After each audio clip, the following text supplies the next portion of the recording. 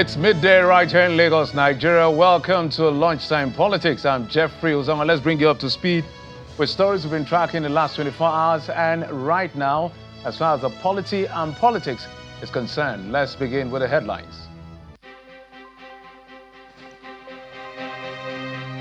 Fury cleric Isa El-Buba says the killings in the northern part of Nigeria is not heard a farmer crisis, but a targeted intentional act of genocide by terrorists, calls for government action.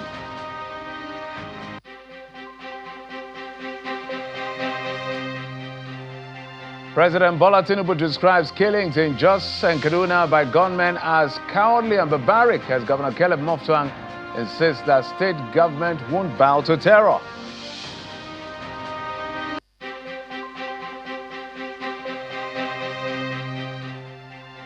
And former Kano State Governor Rabiu Musa Kwankwaso officially joins the African Democratic Congress, ADC, to examine the political implication of his movement with his Kwankwasias.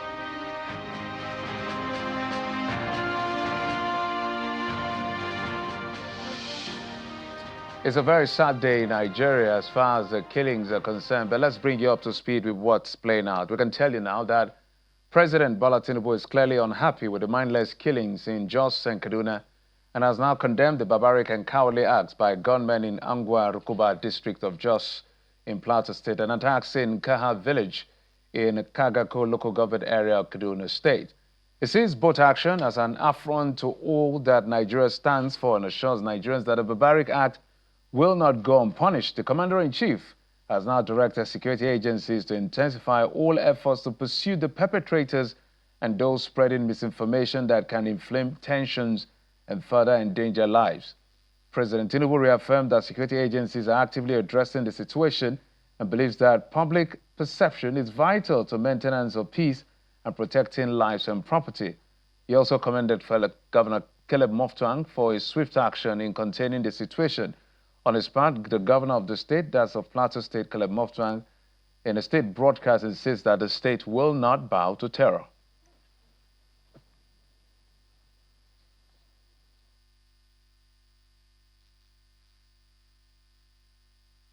We share deeply in the grief of the bereaved families and pray that the Almighty God grants them and the state the strength, comfort, and grace to bear this painful loss. Plateau State will not succumb to fear or intimidation. We shall emerge stronger, united, and resolute in our faith and commitment to peace.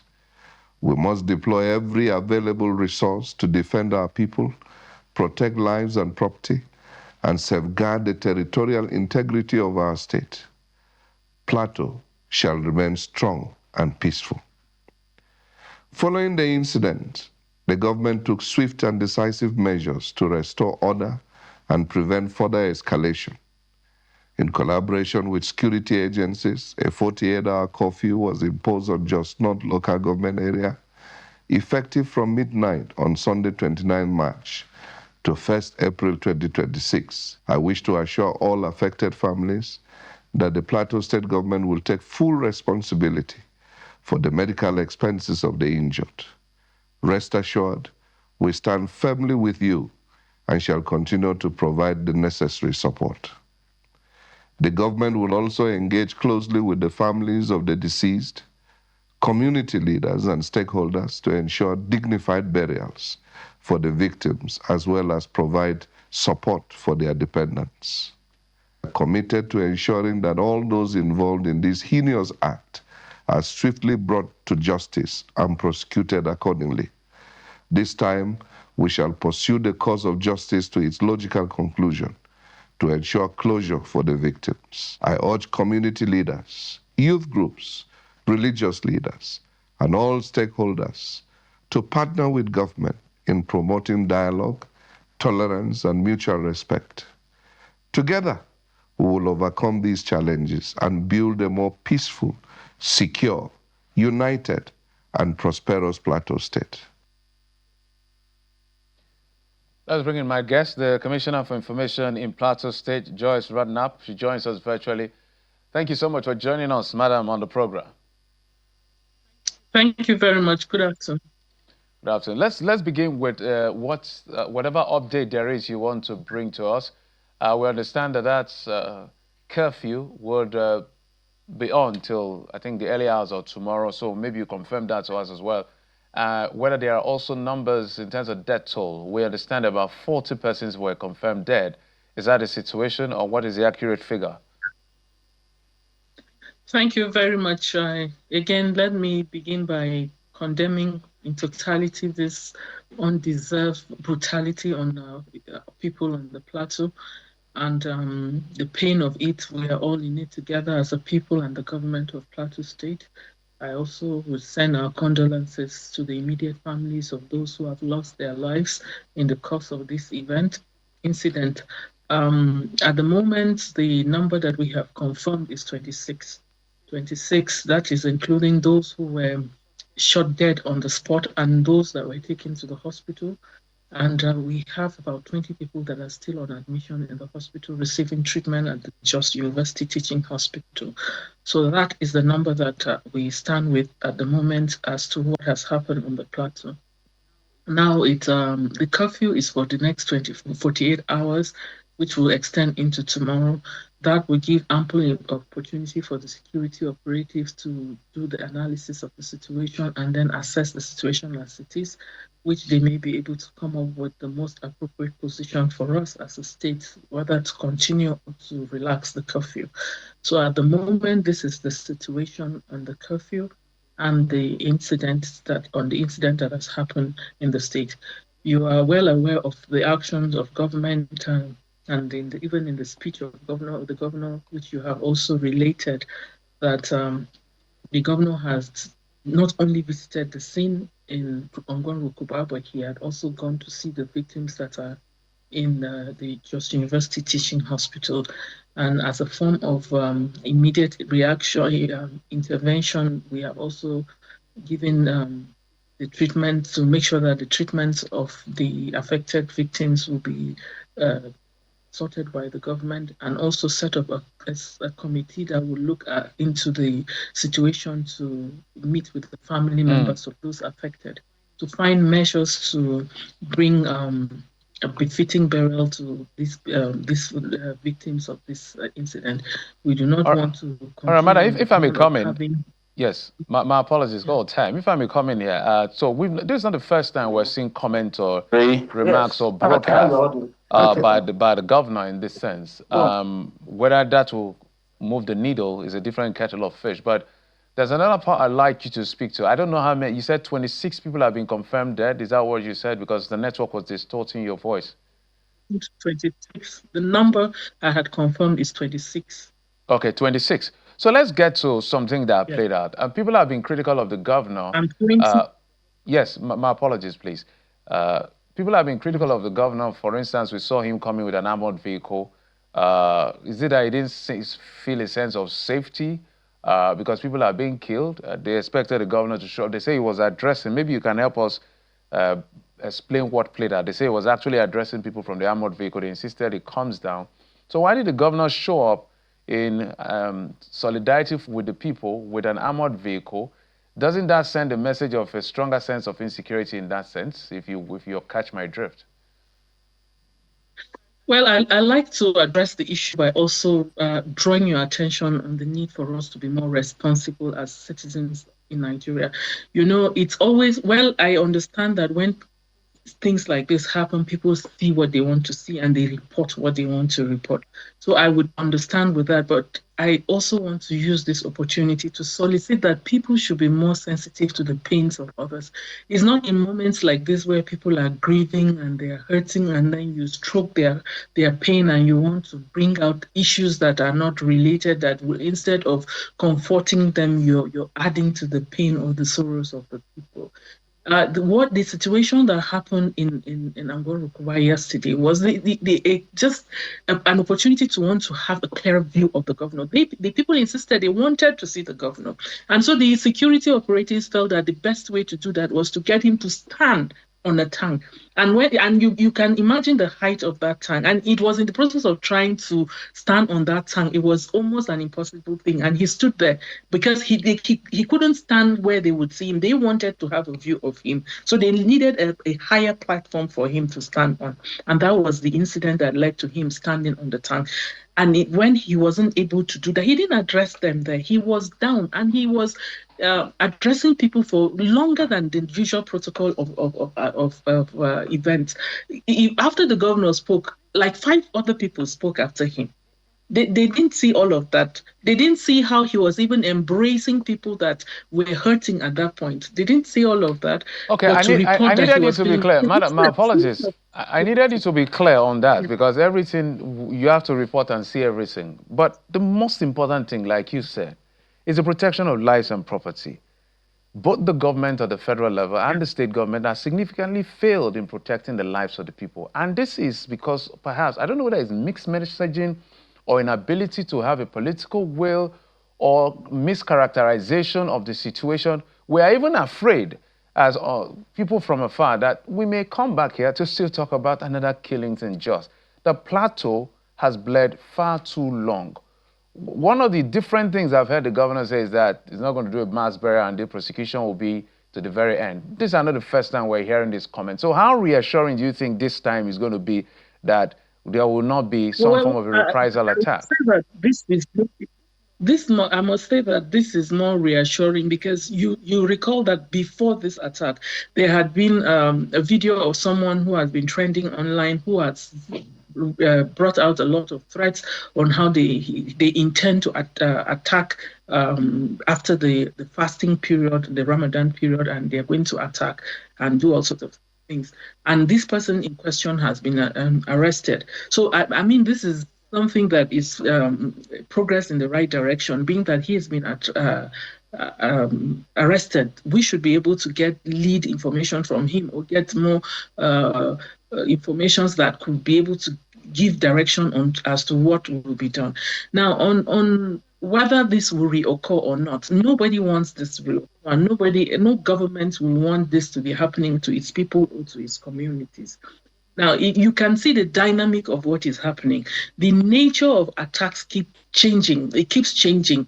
You know, that when we were talking about these attacks that are being melted on the people try to give it all sorts of coloration. No, it's farmer herder and all of that. And you can see now this is a situation that played out that has no link to any provocation in any way.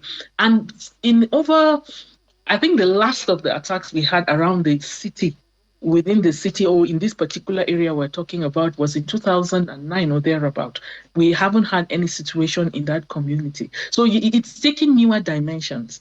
So as it's taking newer dimensions, it's something that keeps changing approach. So you cannot hold it to think that it's because government is not able to protect the lives of its people and property. They keep coming with different approaches to this thing.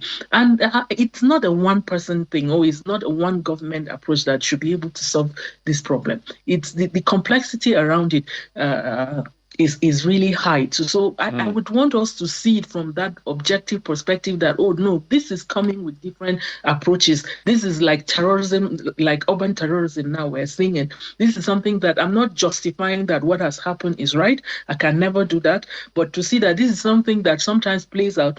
Of most recent, it happened, something similar happened in Maiduguri, taking a different dimension of bombings. Now in this state, sporadic gunshots within people at night, taking a different dimension as to the kind of attacks that come on motorcycles and all of that. All right, madam. I just liken it to situations we face, like America, where somebody goes and open fires on people in schools and all of that. So it's just a new dimension where... My apologies. I want to play a video for you, and then my last question for you. Just take a listen, if you can, to what the cleric, Issa El Buba, said about killings in the north. Just take a listen. Sheikh Gumi a few days ago said it that the federal government cannot absorb itself. They know where the terrorists are. They know what the terrorists are doing, and they know how the terrorists are sustained. How can I stand with murderers that are wiping away community? Right now on the plateau, there are over 60 communities that have been wiped out. and the terrorists are occupying these places. The government knows about it. And so what we are asking today is, we cannot continue to be calling it herders and farmers clashes. This is an intentional act of genocide. It describes it as an intentional act of genocide. How does the government of Plateau State describe what is happening on the Plateau? If you can answer in 1 minute, so we can wrap up, man. What's the governor telling the president? We have called it by its name. We said this is terrorism. We've called it by its name, that this is genocide on the people of Plateau State. We've called it by its name. When the events unfold, we call it by its name. This, we can tell you, is terrorism, urban terrorism, or whatever name you want to give it, because this is an attack on the people. But to personal issues where he raised, I have not watched the comment on the cleric, so I would not be able to comment on that. So this is our position on this. Madam Joyce Ramnap, we are with the people of Plateau at this very difficult time. We do not hope to hear this again happen. And the only people that have a responsibility, they cannot absolve themselves of that responsibility. It is the government of Plateau State and the Federal Republic of Nigeria. Anything short of that is a failure on all sides. So we are with you to see how this ends, but we must take responsibility for our actions. But thank you, madam. We appreciate you. Thank you very much. Thank you for having. All right, we'll switch gears now from, the very sad incident. I remember in 2023 what I called a massacre on the Plateau. Over 100 people killed on Christmas Eve. And we hope this is going to be over pretty soon. That's why we're calling on government. It's their job to protect us. There's no way about it. But let's talk politics away from this. So we're going to go back to that issue maybe much later. Let's bring in our guest, Manso Kurugu. Is a spokesperson of the Kwankwaso movement. Joins us virtually from Kano State. Mr. Kurugu, thank you so much for coming on the program. Thank you very much, and good morning, Nigeria. Oh dear, I wish I can hear you. I can see you're joining us from our Kano studios. Good afternoon. Yeah, good afternoon. Can you hear me? Oh dear, I'm trying to make sure I hear you correctly and clearly, but maybe let's try. We've seen that your principal, Robbie Kwankwaso, has actually moved, and everybody is now looking at what the political permutation is looking like. What informed this movement? Do you have any idea? Yeah, thank you very much for having me. And I believe, just like most of Nigerians and political analysts, we have understand that Senator Rabi Musa Kwankwaso's defection into ADC and joining other political heavyweight is all about two mega projects. Number one is the Save Nigeria project, and then number two is the Save Democracy project. Why we call it a Save Nigeria project is a situation where we are witnessing what APC-led government has been doing over a period of time, trying to ensure that all the governors have moved to APC, and they even ensure that there is no credible opposition.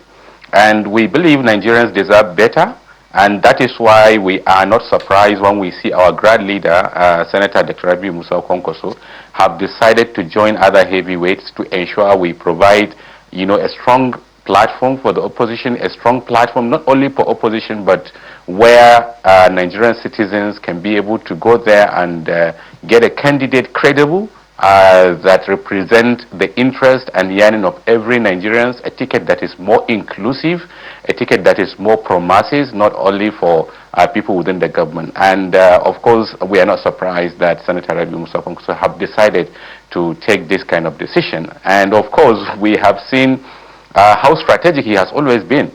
Irrespective of a political party, he ensured there is a platform where all his followers across the country rally around and always wait for that final decision to be made collectively as a movement, as Kwankwaso.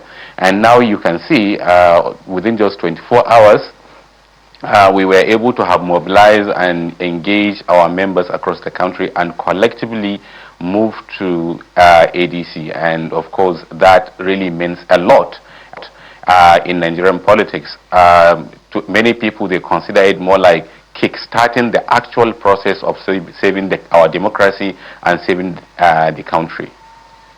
For those of us who are patriotic Democrats, we always want to see an opposition. So whatever opposition can come together.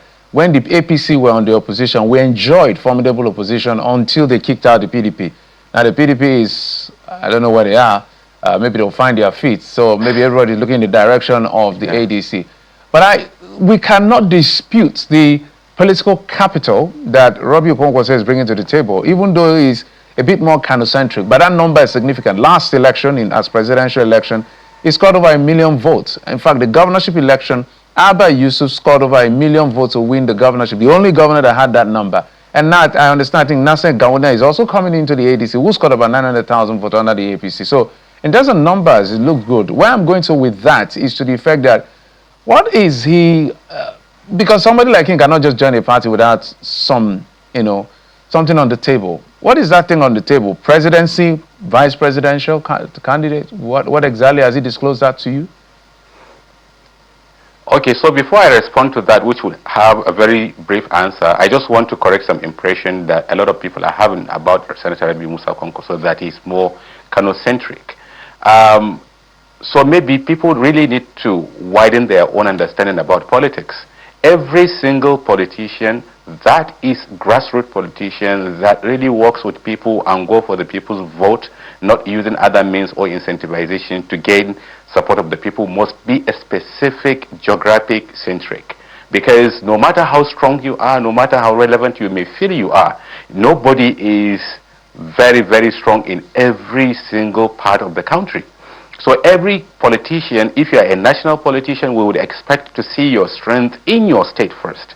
And then, of course, winning election at the national level requires a lot of collaboration and partnership with other political heavyweights across other states. So people are leveraging on other people's capital, in their states to be able to win a national election. But the most important thing is for you to be very grounded and strong in your state and be able to bring something tangible from that part. For example, in 2023, you just mentioned it, Senator Rabi Musa Kwankwaso got massive votes in Kano State. Does the APC-led government candidate got that kind of votes in his own state? I think he even failed to Labour Party.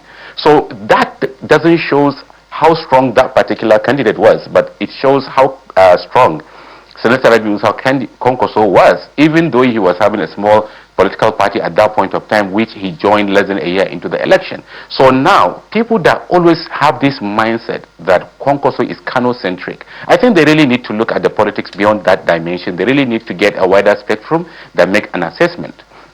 Now, speaking to having Gawuna in the political party, of course, that is what happens when you make a platform that is so attractive, when you make a platform that is so inclusive, when people know there will be a just and fairness when they join your place, and when you open your door and allow people to be able to join. And of course, we are just seeing at the beginning of it, a lot of more people are going to come because they believe Kwankwaso movement and Senator Rabi Musa Kwankwaso is somebody who, when he said, I am for you, he will make sure he deliver. Now, talking about what is there for him, Senator Rabi Musa Kwankwaso and most of the people that we now have in the ADC, including Atikus and Obis and Amechis and El Rufais and Tambos and all of them, they are now facing the same issues that Nigerians are facing.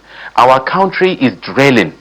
Inflation is extremely high. Insecurity is everywhere. I just had the conversation you are having about the recent attack in Rukuba, Angor Rukuba and all of that. So the country is already draining, and our democracy is facing a threat.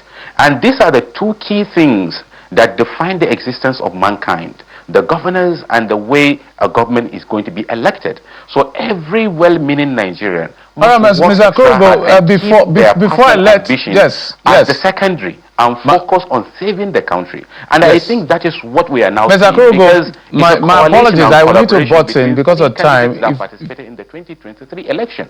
If you allow me, Mr. Akurugo, if you can hear me. Clearly that only one person, either out of them or even from another place, will come and emerge as the candidate. All right, if you can hear me, Mr. Akurugo. Willing to make a lot of sacrifice to ensure that Nigerians have a platform where they can challenge the misgovernance and the poor treatment of the APC in this country. So I think at this point, it's not Mr. Akurugo, I will need to butt in because of time. If you allow me to butt in because of time, my apologies. So You have said a lot of lovely things, except you didn't answer my question. And my question was direct. What is it in? What is it for him? Presidency? No, because of time. So what I'm saying is this: at this point of time, there is no, that kind of conversation of, okay, you're going for president, you're going for vice president. We all know he wants to contest for president. And this is a politics, and we are going to see where that will take us to. Whether he become the president, or he become the vice presidential candidate, or there would be a different arrangement. But whatever it is, we are open to ensuring that Nigerians get a proper and credible options comes 2027 election. So let me ask you this question before I let you go, because when the push will come to shove, at the time when we will be clear on who is what in each of the political parties, we're not going to be asking political questions. We'll do the permutation.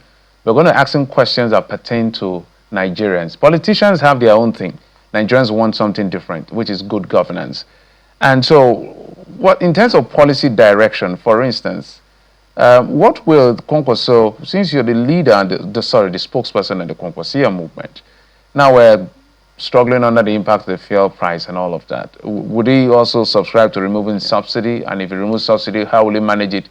Let's use the word better than Bola Tinubu, the president, has done.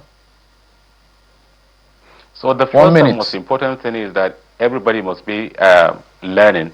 So when you come into the governance, you really need to understand what is going on, and then of course come with policies that are promises. So one thing we can guarantee you is that if Kwankwaso should become the Nigerian president, all his policies are going to be promises policy. At this point, I mean, it's too early, premature to be able to say, okay, this is what I will do on fuel, this is what I'm going to do on education and security and all of that. But what we know is that whatever this is going to be, it's going to be very inclusive, and it is going to be promises. Yeah, Mr. Kruger, we're going to be engaging you a lot more. And I don't agree with you, and I don't accept on behalf of Nigerians that you don't know what to do. As at this time, you should know what to do. Because we'll be asking you questions around alternative. I am not saying that we don't know. Mansa Kruger, we'll bring you back. My apologies. Mansa Kruger, the spokesperson of the Kwankwaso movement. Thank you, sir. We appreciate you. Thank you. It's a pleasure having me. Thank you so much for your time and, of course, your usual company. I'm Jeffrey Uzonga. You've been served on Lunchtime Politics. Bye-bye.